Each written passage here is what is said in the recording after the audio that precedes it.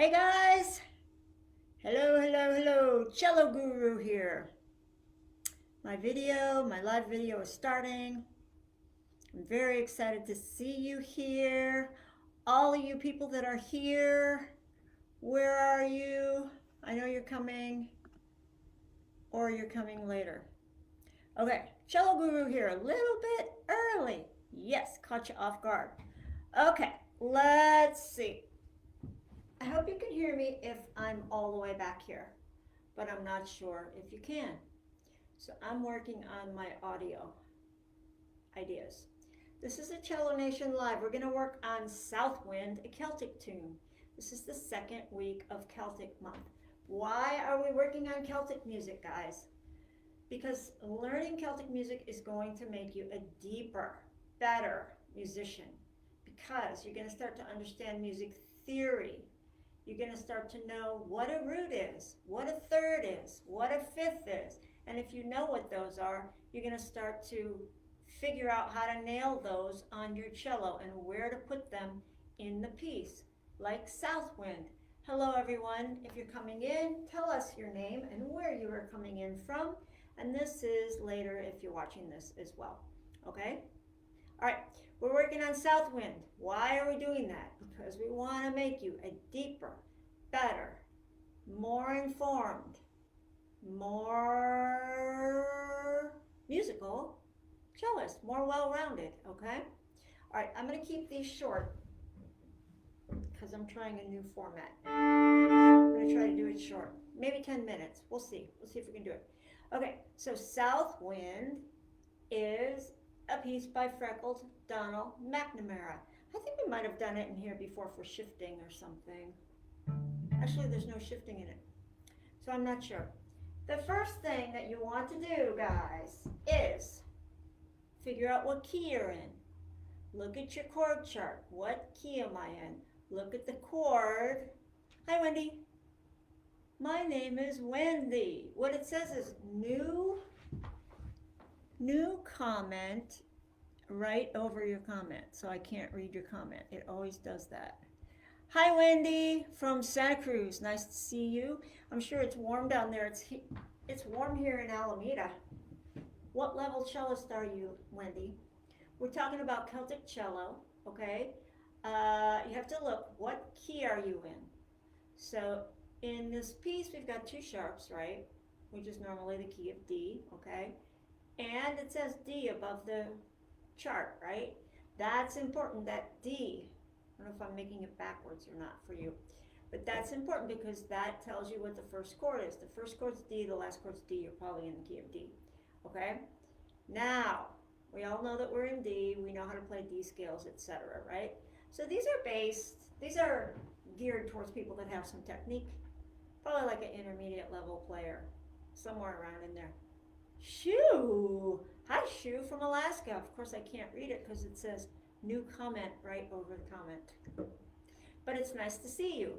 Okay, so Southwind. So yeah, so these are geared towards intermediate level cellists, roughly. Anybody can come in. It's totally fine. You know, meet yourself where you are with this stuff. Don't make it too hard. Don't think you have to go get the whole encyclopedia of chord charts and learn every one. It's not like that. It's very gradual, one step at a time. You're getting better the whole time kind of process, okay? So before I forget, I want to tell you there's a masterclass next week, 5 days, 11 a.m. PDT. We're going to work on Amazing Grace some in that masterclass. Yesterday we did Southwind. I think it was Southwind we did yesterday in Total Cello Immersion. We had a Celtic retreat. Man, was it good. It was so good. I didn't realize we're doing it today too. It's different people though. It was really good. Those cellists, man, they really got it. So that was super happy time for me. I think one of them said, my mind is blown, which is fun. Okay, so let's see. Oh, I want to see who's on here. Hi, Elaine Corvallis, playing my beloved K-cello. Elaine, you know what? I used to play K-cello on the streets in New York City. I made a lot of money with a K plywood cello. It was beautiful. And my friend lent it to me, and he couldn't make any money with it on the streets. He went, but the secret was I loved it. I gave it love. And he didn't. Wendy says 7 years in, a beginner. Yay! Welcome, Wendy. Okay, so south wind. Let's do what we're gonna do. I'm gonna do what I did yesterday, which is I'm gonna play. You guys got your cello out, right? I'm gonna play, and I want you to play it back. So I'm gonna start with the D arpeggio. So if I go 5, 6, 7, 8, you go 4, 5, 6, 7, 8. 4, 5, 6, 7, 8, you. 4, 5, 6, 7, me. 6, 7, you. 6, 7, 8, arpeggio, me. 6, 7, 8, you. Me. 6, 7, you. 6, 7, me. Backwards. 6, 7, 8. 6, 7, 8. That's an A. You go. D. A. You.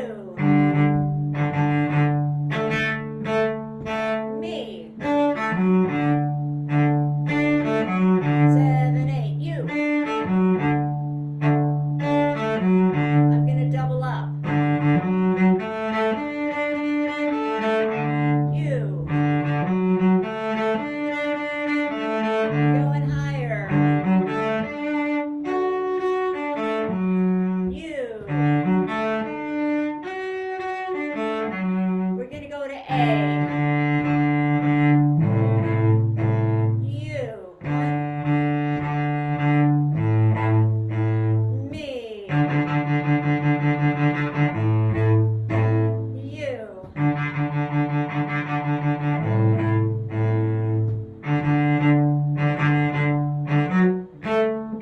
You.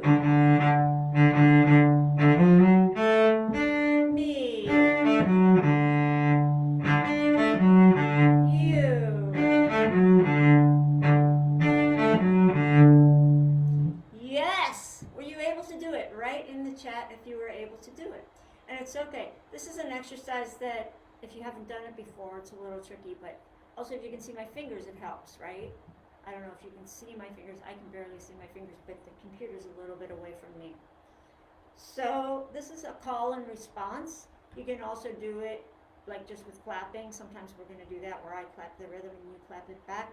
My jazz teacher, John Blake, who was an amazing jazz violinist that I loved,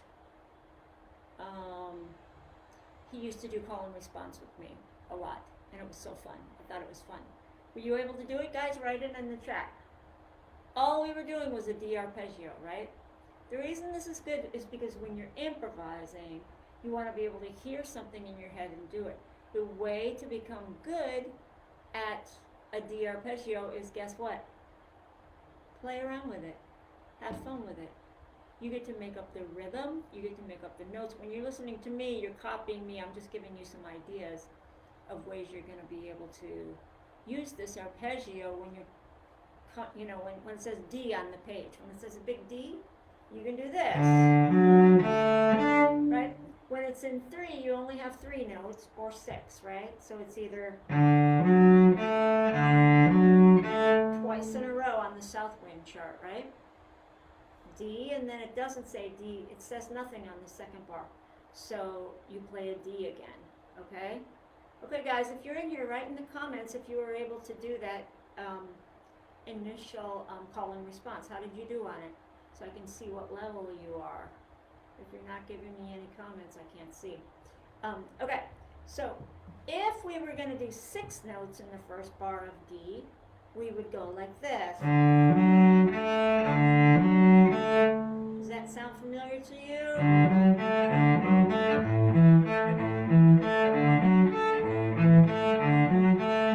It's a typical background, right? Typical background for any classical piece, right? Now we're doing it in Celtic music, okay? So if you were going to do 6 notes, you may make a form like this.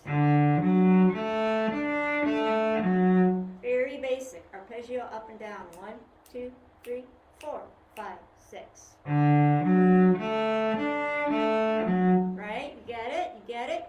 You could start on the 3rd if you wanted to. Like this. That's 6 notes too, right? Why are we doing 6 notes? Shu said Abel, kind of. Yeah, Shu, that's it. I mean, the main goal is use your ear, start, see if you can see my starting note. That's helpful, right? You know what your arpeggio is. 03, 04, right? The more you practice that, the quicker you get at hearing it and doing it. And the goal here is just to keep going. So even if you wipe out on the notes, play a D or an F sharp or an A. And if you forget the rhythm, you just play whatever you want in the allotted time. Pretty much I was doing things in 5 beats, and then there were 3 beats free for the next part to come in, you know. Wendy says she could do it a little. Elaine says mostly. This is not about perfection, guys. This is not about perfection. This is just about goofing around, okay? So that's the D arpeggio. You can do 6 beats of that. What if you started at the top? Well, let's do that first. 6 beats of the D arpeggio. All you guys can do that. Ready, go. So for South Wind, that's the first 2 bars because it's 3 plus 3, right? And they're both D major chords, right? Now, what if we did that? So you could choose to do that. That's fine. That's your choice, right? What if we chose to do that backwards and we started at the top and we went down? Let's try it. Ready, go. 6 notes again, right? What if we wanted to double that, just for fun?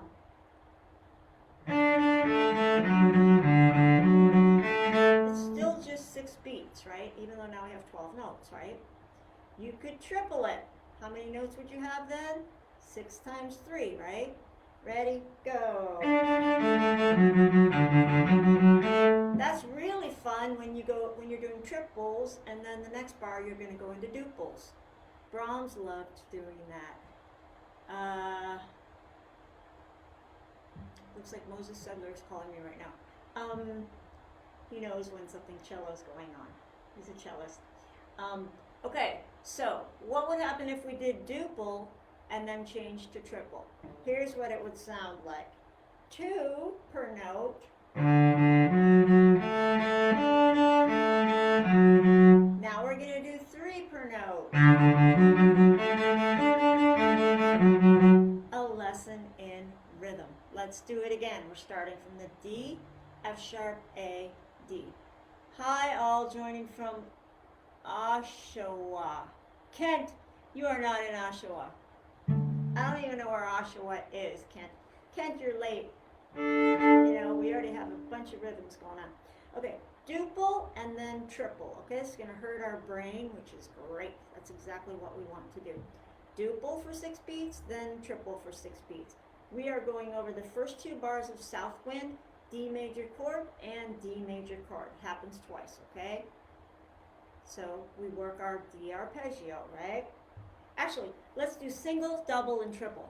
Almost like a Galamian rhythm classical lesson, but just on 2 bars of South Wind. Single, double, triple, which is going to be quarter notes, 8th notes, and triplets. All right? You guys do it with me. We're going to do it twice, so maybe you'll get it the second time if you didn't get it the first time. And if you don't know what I'm doing, you have not been practicing your Galamian scale method. What are you guys doing? Have I not hounded you enough about practicing Galamian scale method? All right, you ready? Quarter notes in D major, 8th notes in D major, 8th note triplets in D major. Okay, you ready? All right, 1, 2, 3, 4, 5, 6. 8th notes. Triplets. What would be next? 16th notes.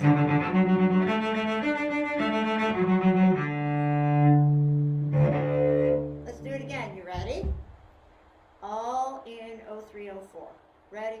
Go.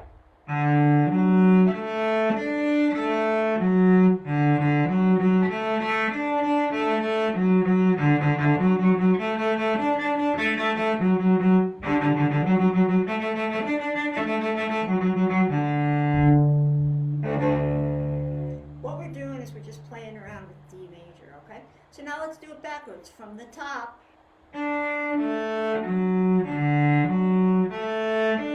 You gotta learn your fingerings to be able to do this, guys. You gotta learn your arpeggio in your brain. 4, 0, 3, 0. I've done it a ton. That's why I'm good at it. That's why I'm here helping you, okay?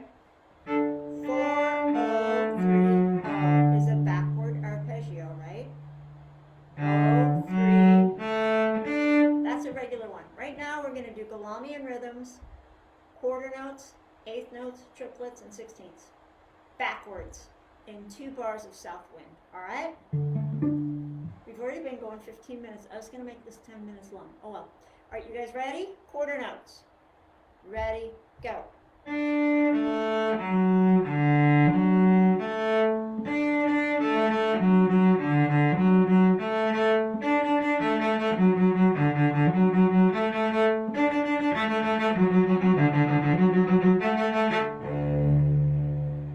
That's one way to goof around with a D major arpeggio in that octave right there, okay? You guys getting that?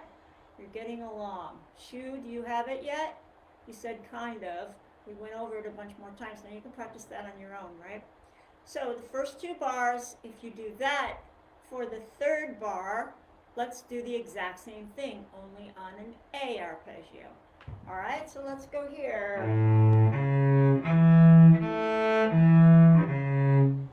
A, C sharp, E across the string, open A.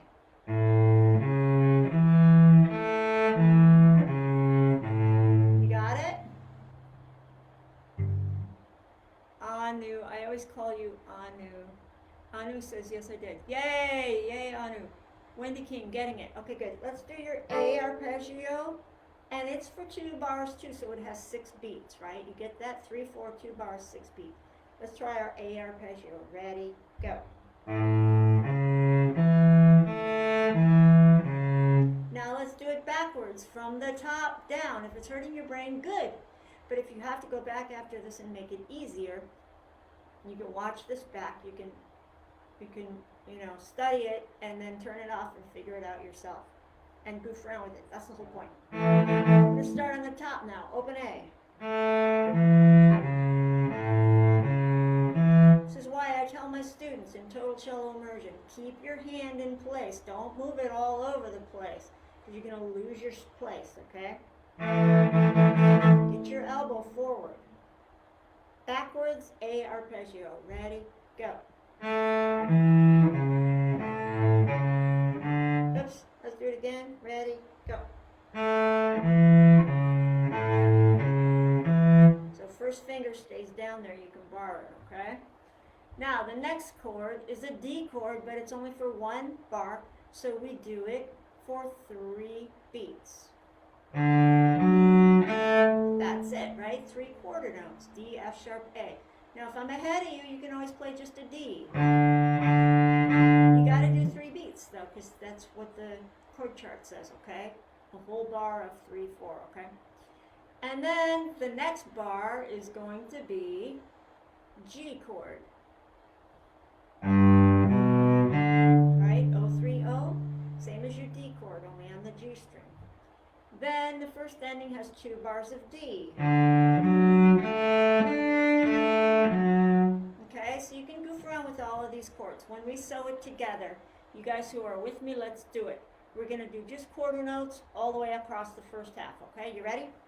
1, 2, 3, 4, 5, 6.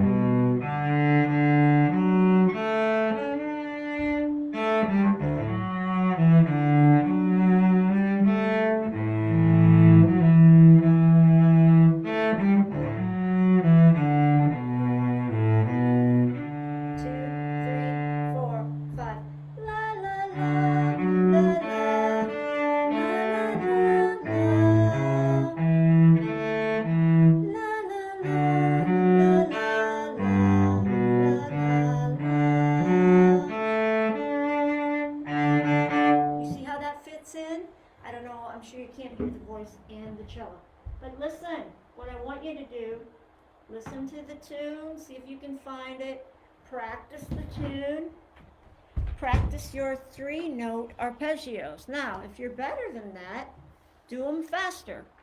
Do the faster rhythms. Challenge yourself. This is any level person, any level cellist can make this work. You can make it hard, you can make it harder if it's too easy for you, right? You got to meet yourself where you are, figure out how you can play it all the way through as the beat keeps going, right? You might want to record a background part for yourself for this. How would you do that? Maybe just a long 3-beat note, or actually you could play the melody and then you could play the bass along live. The bass part we just did, which is outlining the chords, the arpeggio part.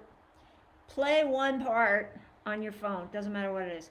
Play another part live and see if you can stay along with it, okay? You guys get it? Okay, I have to make these short because I'm trying to make them shorter. All right, you guys have any comments on the way out? You're gonna go and practice this? You should practice the whole piece, okay? Anyone have anything to say? Is anybody so happy that they practiced D major in Galamian rhythms today? I want you guys to go and practice this, find a recording of Southwind, and start to noodle around. Noodling on arpeggios is going to make you a smarter, better cellist and a happier, healthier human, because your brain will be firing and you'll be having fun, you'll be intrigued, you'll be excited instead of just practicing your classical music. Shu and Wendy are practicing after this. Yay! I love it. You guys should have a practicing party. So fun. Okay, and Shu, I wrote some notes on the website about that chord chart that she posted. So it's a little bit odd. So we can talk about that. Read what I wrote in there, okay? All right, guys, I will see you guys next week. Oh, and there's the 5-day masterclass next week if anyone is so inclined, 11 a.m. PDT. You can find it at thecelloguru.com. You have to reserve a seat. 11 a.m., 5 days, Monday through Friday, okay? All righty. Anyone interested in Monterey Cello Congress, DM me, okay? The Monterey Cello Congress, if you're interested, DM me. Okay. Shu thought it was odd, too. Yeah, it's just that it's for piano, is what it is. It's not wrong. It's just for piano, and it's making it easy for piano. We need that for cello, actually, for you guys. I'm gonna have to look around for that. I found one today, but it was too hard for you, so I'm gonna look around for it. Okay, guys, I will see you hopefully next week in the masterclass series, okay? Go to thecelloguru.com to get some free videos and sign up for the free masterclass series, okay? Everybody go practice now. I'm gonna go practice now. See you guys later. Over and out from the Cello Guru.